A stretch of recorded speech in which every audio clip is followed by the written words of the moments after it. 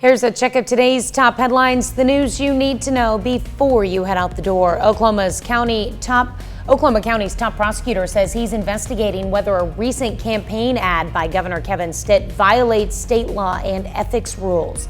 David Prater confirmed he launched an investigation after a bipartisan group of House legislators suggested the ad violates state law. The 30-second spot titled "Track Record" touts Stitt's appointment of Attorney General John O'Connor, who was prominently featured in the second half of the ad.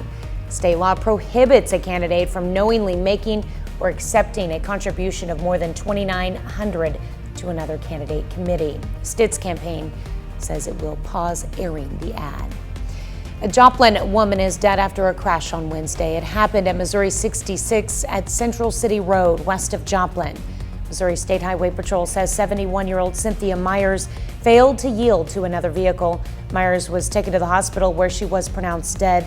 The driver of the other vehicle received moderate injuries. U.S. Senator Roger Marshall and U.S. Congressman Mike Garcia introduced a new legislation to provide more safety to schools. Safe Schools Act allows COVID relief dollars to be used towards providing schools in the elementary and secondary school emergency relief, more physical security.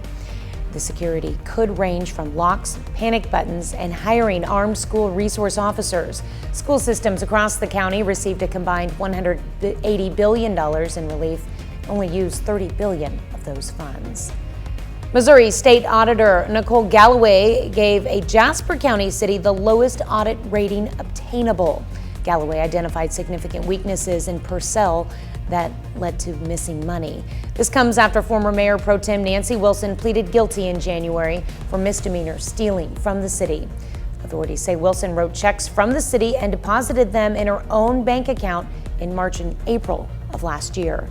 Galloway said, quote, "Our audit found a lack of oversight and segregation of duties by the former Board of Aldermen in PURCELL that directly contributed to public funds being misappropriated," end quote.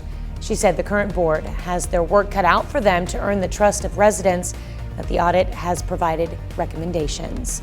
That's a check of today's top headlines, the news you need to know before you head out the door.